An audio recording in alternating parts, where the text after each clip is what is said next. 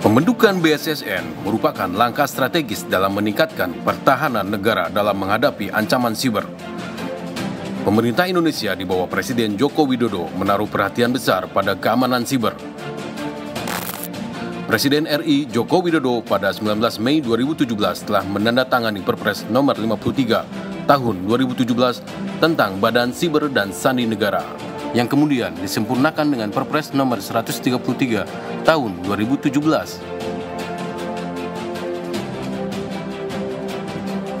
Tugas BSSN. BSSN memiliki tugas melaksanakan keamanan siber secara efektif dan efisien dengan memanfaatkan, mengembangkan, dan mengonsolidasikan semua unsur yang terkait dengan keamanan siber.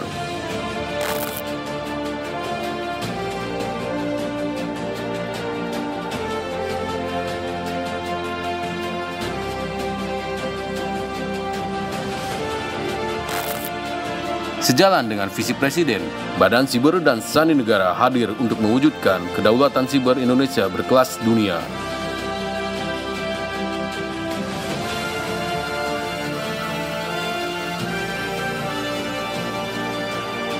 Program strategis meliputi teknologi, pengembangan kapasitas SDM, organisasi, kerjasama, dan regulasi. Kegiatan BSSN, layanan aduan siber, BIMTEK Index kami, sertifikat elektronik, Honeynet Project, GovCisor, Klik BSSN, pendidikan dan pelatihan siber dan sandi. Kerjasama. Dalam rangka peningkatan kapasitas kelembagaan, BSSN telah melakukan kerjasama baik dalam negeri maupun luar negeri. BSSN telah melaksanakan MOU dan PKS dengan kementerian, lembaga, BUMN, Pemda maupun universitas di Indonesia, serta MOU dan LOI maupun Joint Agreement dengan negara-negara lain.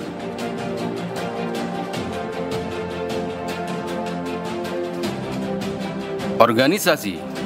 BSSN saat ini dipimpin oleh kepala yang didampingi wakil kepala, serta dibantu oleh seorang sestama dan 4 deputi, yakni Deputi Bidang Identifikasi dan Deteksi, Deputi Proteksi, Deputi Penanggulangan dan Pemulihan, dan Deputi Pemantauan dan Pengendalian.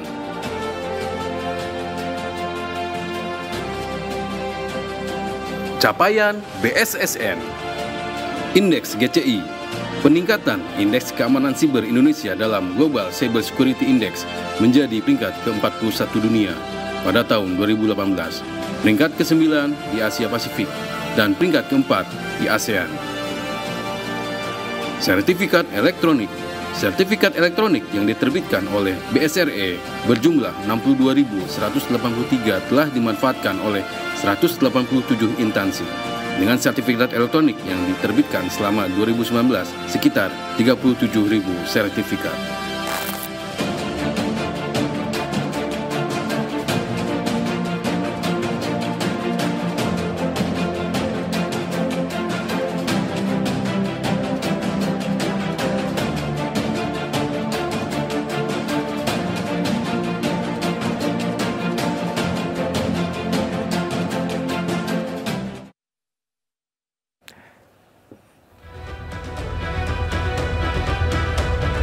Ya, halo pemirsa, pemanfaatan internet telah mengubah pola hidup dan budaya manusia. Hal ini membuat masyarakat mudah mendapatkan informasi secara terbuka, baik konten positif maupun negatif.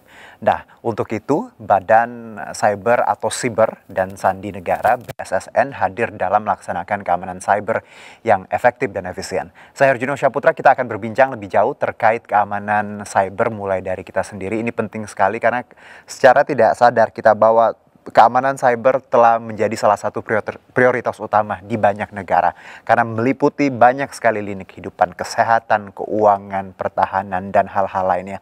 Nah, hal ini tentunya berbanding lurus dengan ancaman yang juga dari pemanfaatan teknologi ini. Kita akan coba berbincang dengan Bapak Anton Setiawan, Direktur Proteksi Ekonomi Digital BSSN yang sudah hadir bersama saya di studio untuk Indonesia Bicara. Selamat malam Pak Anton, apa kabar? Selamat malam, alhamdulillah baik. Ya, alhamdulillah, terima kasih sudah hadir. Ini kita bicara BSSN ya, ini luar biasa. Saya tadi juga sempat sebelum ini agak sedikit Google search gitu ya, karena Badan Cyber Sandi Negara ini kan menarik. Sebelumnya ada Lembaga Sandi Negara ya Pak. Ya, kalau kita bicara BSSN, tugasnya apa sih Pak? BSSN ini bedanya apa dulu dengan Lembaga Sandi Negara? Iya. Ya, kalau kita bicara dulu Lembaga Sandi Negara, Lembaga Sandi Negara adalah ya institusi pemerintah gitu yang bertanggung jawab terhadap persandian nasional, yang sektornya itu hanya sektor pemerintah saja, berurusan dengan segala sesuatu yang bersifat kerahasiaan negara gitu ya. Jadi dihandle oleh Lembaga Sandi Negara. Kemudian dengan berkembangnya waktu dan kebutuhan negara kita untuk melindungi ruang cyber kita, maka kemudian melalui Perpres 53 dan 133 dibentuklah BSSN yang merupakan transformasi dari Lembaga Sandi Negara. Bedanya apa?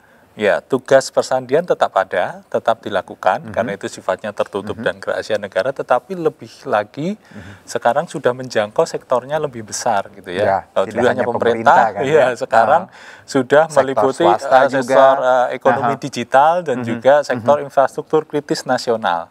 Itu seperti PLN, ya kan, air, penerbangan, itu sudah masuk ke dalam hal-hal yang menjadi tanggung jawab BSSN untuk dilindungi keamanan sibernya. Jadi kalau kita bicara ini backgroundnya ya karena ya kita tahu industri 4.0, digitalisasi di berbagai lini tadi ya Pak ya. Jadi itu kenapa akhirnya ruang lingkupnya lebih besar lebih luas dari yang dulu. Ini juga mungkin perkembangan dari dulu sama sekarang kan nggak bisa disamain gitu ya Pak. Nah kalau bicara tadi Anda setuju bahwa sebenarnya keamanan cyber itu salah satu prioritas ya Pak di semua negara ya, tidak terkecuali, karena kita tahu ya Pak, kita hidup di dunia penuh digital tadi, semua ranah keamanan, keuangan, kesehatan. Nah kalau bicara ancaman sendiri Pak, kita melihat apakah di tanah air sendiri, bagaimana Anda melihat keamanan cyber atau siber di tanah air di Indonesia untuk saat ini? Kalau kita melihat keamanan, tentunya kita melihat data-data dan fakta yang ada. Saat ini kalau kita lihat di tahun 2019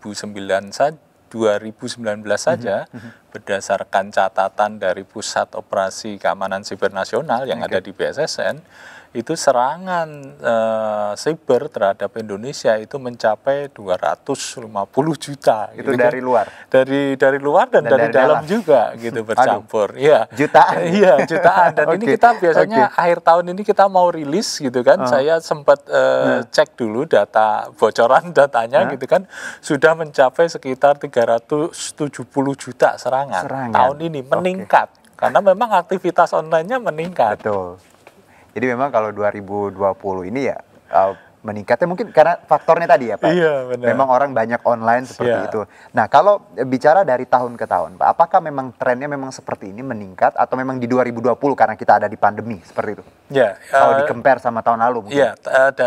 Datanya baru bisa kita compare tahun lalu ya, karena BSSN juga baru ditetapkan 2017 dan National Security Operation Center kita baru berfungsi juga di tahun 2019 gitu. Jadi memang catatannya baru bisa kita compare, tetapi dari catatan itu ya kita bisa lihat memang karena aktivitas kita ya di masa pandemi ini yang kemudian semuanya online. Jadi ya juga namanya di mana ada gula di situ ada semut gitu kan. Ada demand, dan penjahat semuanya berpindah gitu kan. Nah kalau bicara yang di tanah air, yang di Indonesia, apa sih Pak kejahatan cyber yang mungkin yang paling mendominasi? Kalau kita kan orang-orang awam banyak yang mendengar ada ya penipuan online shop, fintech juga. Kalau di luar tuh yang kita tahu ada data-data yang dijual ya kemarin di Amerika Muslim Pro. Jadi sempat perbincangan. Nah, kalau di tanah air, apa kejahatan cyber yang menurut Anda dan BSSN yang harus kita waspadai, yang paling mendominasi seperti itu? Iya, berdasarkan catatan dari BSSN, hampir 32% itu sebetulnya didominasi oleh malware. Ya, malware itu yang masuk ke dalam sistem kita, kemudian mengeksploitasi sistem kita tanpa kita ketahui. Itu yang sebetulnya paling berbahaya saat ini gitu ya, karena dia berjalan di dalam sistem kita yang tanpa kita sadari gitu. Itu banyak kita tangkap, terus kemudian ya fraud, kejahatan-kejahatan online yang seperti tadi Mas Juno sebutkan itu bagian juga yang menonjol, yang mendominasi mungkin secara publikasi justru mendominasi yang penipuan-penipuan ini gitu ya. Karena ini yang banyak muncul ke publik, banyak muncul dan memang langsung terkena ke masyarakat. Nah, kalau malware tadi Pak yang Anda sebutkan di awalnya menarik bahwa kita ya sering mendapat serangan tanpa diketahui. Ini biasanya menyasar lembaga negara atau swasta atau ini seperti apa Pak? Ya, kalau kembali lagi ke catatan kita ketika kita bicara tadi malware ada di 30%, ketika kita cek juga memang yang menyasar yang paling banyak itu di pemerintah. Justru di pemerintah gitu ya, sistem-sistem di pemerintah karena mungkin mempunyai data-data yang penting, data-data yang menyangkut kehidupan berbangsa gitu. Jadi itu yang banyak masuk yang kemudian kita temui dan coba kita selesaikan gitu kan, kita selesaikan supaya sistem itu kembali imun lagi gitu ya. Tidak ada malware di dalamnya dengan melakukan ya assessment, kemudian hardening ya, perkuatan seperti ini. Ini tentunya bahaya dong Pak. Iya. Seberapa bahaya Pak? Iya, kalau kita lihat sebetulnya kan sistem di pemerintahan, kalau kita lihat tadi ya paling banyak pemerintahan. Kemudian pemerintahan itu memegang peran penting dalam pelayanan publik. Betul. Kalau itu kemudian mati gitu kan, diganggu atau dirusak ya pelayanan publik bisa terhenti kan. Ya contohnya 2 tahun lalu kita punya WannaCry yang kemudian rumah sakit berhenti pelayanannya. Nah itu yang karena ini sempat terjadi di Singapura juga ya Pak. Iya Singapura benar. Health Center dan kalau tidak salah public transport di Estonia. Iya benar. Oke, jadi ini kurang lebih contoh kasus yang sama. Seperti ketika malware ini menyerang tadi ranah pemerintah atau akses publik, bahayanya bisa seperti itu. Benar. Oke, dan ini bisa dicegah akhirnya. Oke, Pak. Nah, kalau bicara kejahatan, nah Anda sendiri ini Direktur Proteksi Ekonomi Digital. Menarik sekali karena ekonomi digital. Mungkin yang ada di pendapat atau di pikiran pemirsa yang lagi nonton ekonomi digital pasti online shop ya, hal-hal lain yang terkait transaksi digital. Bapak sendiri memang membawahi ekonomi digital ini lingkupnya seperti apa Pak? Ya, lingkup ekonomi digital ya semua kegiatan bisnis atau ekonomi gitu ya yang menggunakan teknologi informasi gitu kan.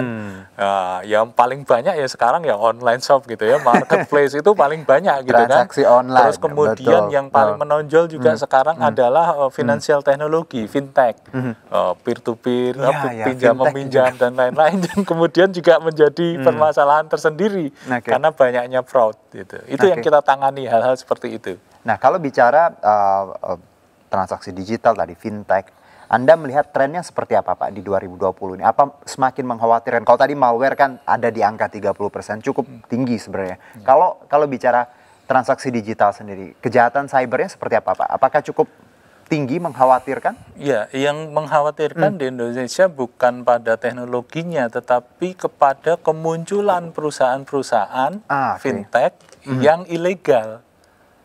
Dan masyarakat nggak tahu itu.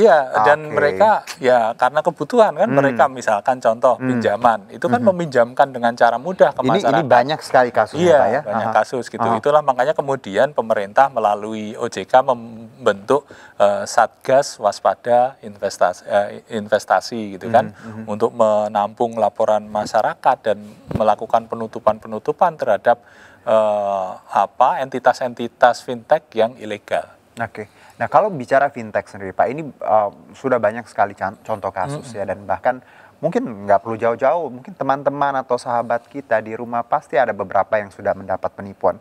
Ada tindakan tegas apa, Pak, biar mereka ini tidak menjamur? Karena kan ada lagi, dan ujungnya pasti kalau tadi ada beberapa bahkan yang kasusnya karena nggak bisa bayar hutang, bisa bunuh diri, atau mungkin hal-hal lain. Apa yang dilakukan BSSN agar fintech ilegal ini tidak bermunculan lagi? Ya, kalau fintech ilegal ditangani oleh tadi Satgas gitu ya, yang melibatkan teman-teman di OJK, kemudian teman-teman di kepolisian dan kemudian Kominfo. Untuk peran BSSN di dalam fintech ini justru memberikan perkuatan kepada fintech yang legal. Sehingga ketika mereka melakukan bisnis gitu kan, mereka tetap aman gitu, karena ini finansial kan, sasaran dari penjahat juga, gitu kan, supaya aman gitu kan, supaya mereka bisa menjalankan sistemnya tidak terganggu, kemudian terjadi fraud seperti itu gitu kan, membatasi juga akses-akses yang tidak disahkan gitu ya, yang tidak sah seperti eksploitasi data pribadi itu kan banyak terjadi. Ya, masyarakat, kalau kita bicara masyarakat ini juga sebenarnya tanggung jawab masyarakat juga ya Pak. Kita yang pengguna, karena banyak yang tidak sadar bahwa sebenarnya informasi yang kita punya akses sebenarnya juga harusnya tidak diumbar juga ke publik ya Pak. Karena banyak sekali kalau kita bicara online, semuanya diumbar seperti privacy, akhirnya ya data disalahgunakan. Dan kita juga harus bisa memilah ya Pak ya, antara hoax dan juga yang mana fintech yang benar atau yang ilegal. Nah, kalau Anda sendiri Pak Anton punya tips agar masyarakat nih tahu nih kalau fintech ini legal, ini baik, bagus atau tidak seperti itu? Ya, kalau kita bicara fintech legal, maka yang pertama diaju adalah list atau daftar yang dikeluarkan oleh OJK. Oke, kita bisa lihat di situ. Iya, kita bisa lihat. Kalau kita mendapatkan penawaran, cek dulu, gitu kan? Benar nggak ada? Benar nggak ada, gitu kan, di dalam situ. Terus kemudian ada kampanye juga dari pemerintah yang kita keluarkan 2L gitu. Sebenarnya tidak hanya legal, tapi juga logis. Karena banyak penawaran-penawaran investasi itu keuangan yang tidak logis dan itu banyak terjebak masyarakat di situ. Jadi 2L gitu, legal dan logis. Itu yang coba kita sampaikan ke masyarakat melalui kampanye literasi. Jadi harus logisnya dipakai nih Pak ya, logiknya ya. Karena something yang too good to be true sometimes is not even true gitu ya. Baik, Pak Anton, kita jeda dulu. Masih kita akan bahas mengenai keamanan cyber mulai dari kita sendiri. Tetap bersama kami di Indonesia Bicara. Benar, Pak.